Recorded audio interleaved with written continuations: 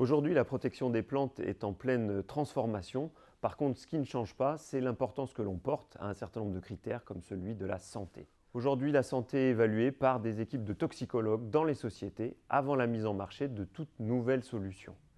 Le cadre réglementaire auquel il faut répondre est strict, de plus en plus strict dans le temps, et l'une des grandes forces de notre système, c'est que les autorisations ne sont délivrées que pour une dizaine d'années. Cette réévaluation tous les 10 ans permet justement d'intégrer des nouveaux protocoles, des nouvelles études qui sont requises ou sur de nouveaux champs scientifiques. Aujourd'hui, un dossier de mise sur le marché, c'est de l'ordre de 300 études. Sur ces 300 études, 50% concernent le risque pour la santé. Il y a quelques dizaines d'années, ces dossiers réglementaires concernaient pour la moitié l'évaluation de l'efficacité agronomique et puis quelques études sur la santé. Aujourd'hui, c'est vraiment le contraire. On a 50% des études sur la santé, 40% sur l'environnement et il ne reste que 10% sur l'efficacité agronomique. Si l'on compare les produits qui ont été mis sur le marché dans les années 40-50 comparés aux produits récemment mis sur le marché, on voit que pour traiter un hectare, on a besoin de l'ordre de 8 fois moins de substances actives et dans le même temps, contrairement à l'idée reçue, les profils toxicologiques de ces substances se sont améliorés d'un facteur 10.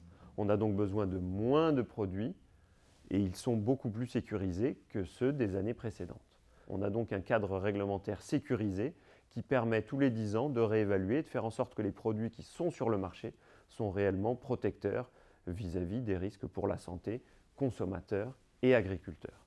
En tant que secteur de la protection des plantes, notre responsabilité ne s'arrête pas à la rigueur des dossiers de mise sur le marché. Nous devons aller plus loin et nous sommes engagés dans un certain nombre d'actions qui visent à améliorer l'usage qui est fait de ces produits de protection des plantes.